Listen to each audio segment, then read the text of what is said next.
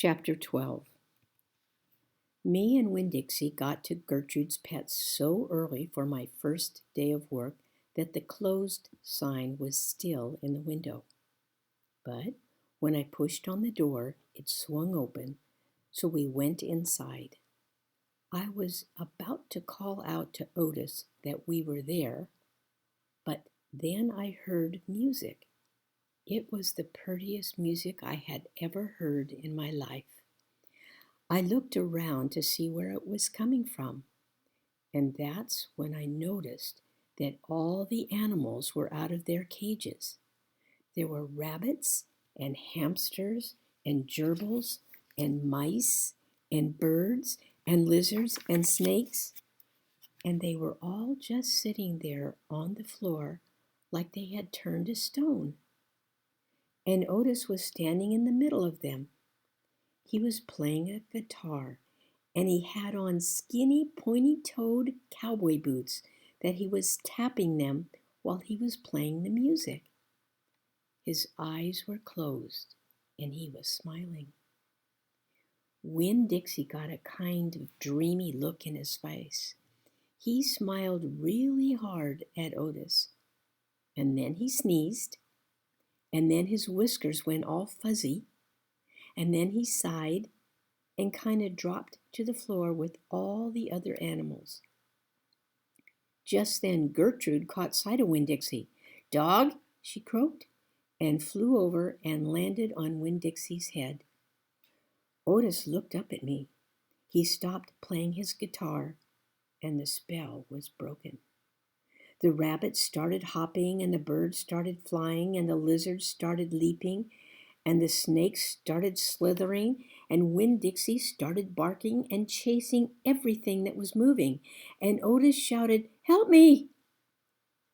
For what seemed like a long time, me and Otis ran around trying to catch mice and gerbils and hamsters and snakes and lizards. We kept on bumping into each other and tripping over the animals, and Gertrude kept screaming, "Dog, dog!" Every time I caught something, I put it back in the first cage I saw. I didn't care if it was the right cage or not. I just put it in and slammed the door. And the whole time I was chasing, I was thinking that Otis must be some kind of a snake charmer, the way he could play his guitar and make all the animals turn to stone. And then I thought, "This is silly," I shouted over Winn-Dixie barking and Gertrude yelling, "Play some more music, Otis." He looked at me for a minute.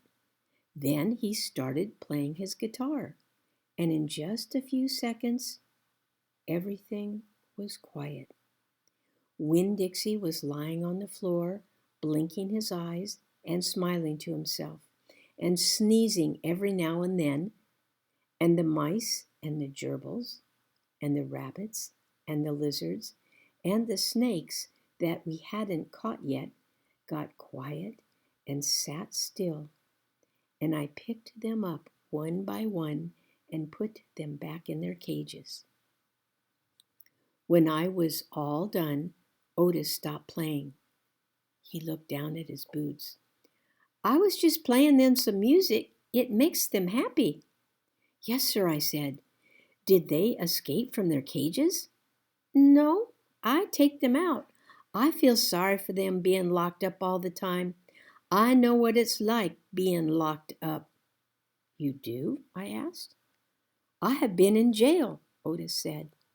He looked up at me real quick and then looked down at his boots.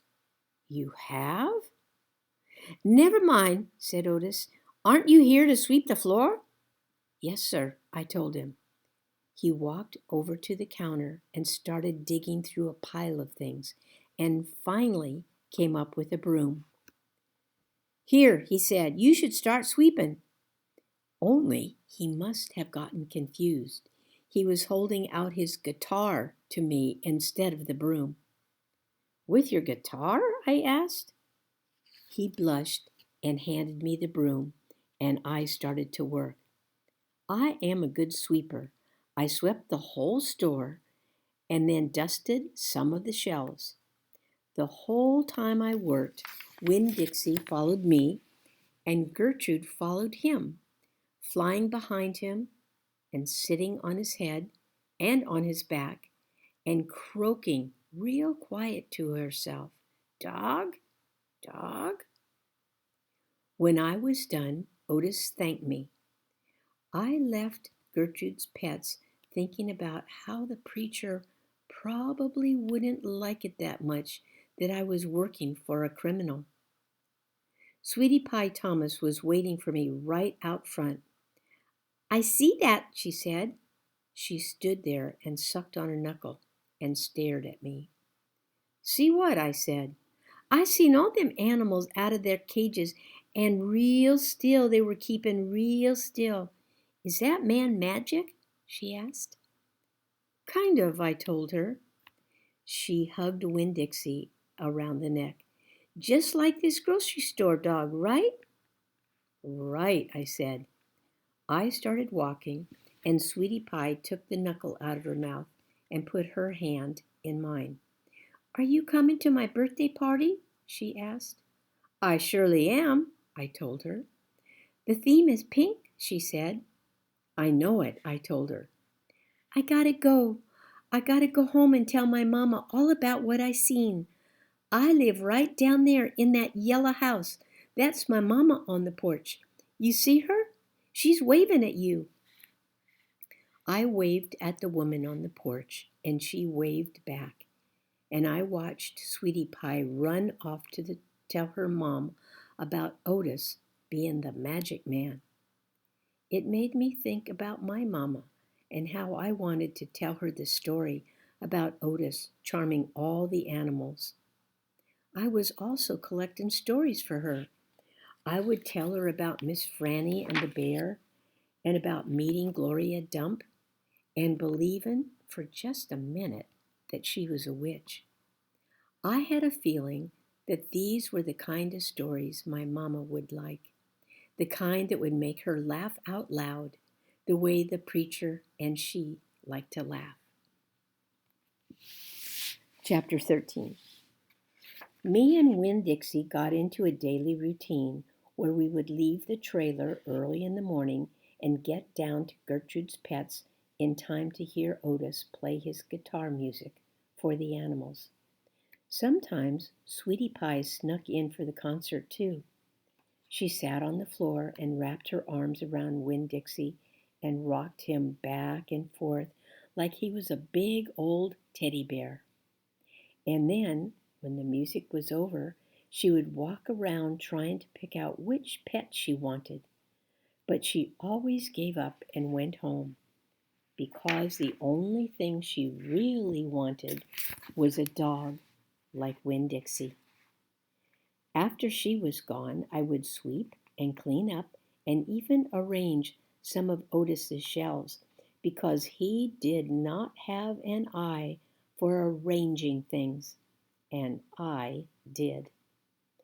And when I was done, Otis would write my time in a notebook that he had marked on the outside. 1 red leather collar, 1 red leather leash. And the whole time he did not in any way act like a criminal. After working at Gertrude's Pets, me and Winn-Dixie would go over to the Herman W. Block Memorial Library and talk to Miss Franny Block and listen to her tell us a story. But my favorite place to be that summer was in Gloria Dump's yard. And I figured it was Winn-Dixie's favorite place to be, because when we got up to the last block before her house, Winn-Dixie would break away from my bike and start to run for all he was worth, heading for Gloria Dump's backyard and his spoonful of peanut butter. Sometimes Dunlap and Stevie Dewberry would follow me. They would holler, "There goes that preacher's daughter visiting the witch again." "She's not a witch," I told them. It made me mad the way they wouldn't listen to me and kept on believing whatever they wanted to believe about Gloria Dump. One time Stevie said to me, My mama says you shouldn't be spending all your time cooped up in the pet store and at that library, sitting around talking with old ladies. She said you should get out in the fresh air and play with kids your own age. That's what my mama says." "Oh, lay off her," Dunlap said to Stevie. And then he turned to me. "He didn't mean it," he said. But I was already mad. I shouted at Stevie, "I don't care what your mama said. She's not my mama, so she can't tell me what to do." "I'm going to tell my mama you said that," shouted Stevie, "and she'll tell your daddy, and he'll shame you right in front of the whole church. And that pet store man is retarded, and he was in jail. I wonder if your daddy knows that." "Otis is not retarded," I said, "and my daddy knows that he was in jail." That was a lie, but I didn't care. "And you go ahead and tell on me if you want, you big bald-headed baby." I swear it about wore me out yelling at Dunlap and Stevie Dewberry every day. By the time I got to Gloria Dump's yard, I felt like a soldier who had been fighting a real hard battle. Gloria would make me a peanut butter sandwich straight off, and then she would pour me a cup of coffee with half coffee and half milk, and that would refresh me. "Why don't you play with them boys?" Gloria asked me. "Because they're ignorant. They still think you're a witch. It doesn't matter how many times I tell them you're not." "I think they're just trying to make friends with you in a roundabout way," Gloria said. "Well, I don't want to be their friend," I said. "It might be fun having them two boys for friends." "I'd rather talk with you," I said. "They're stupid and mean, and they're boys." Gloria would shake her head and sigh, and then she would ask me what was going on in the world, and did I have any stories to tell her? And I always did.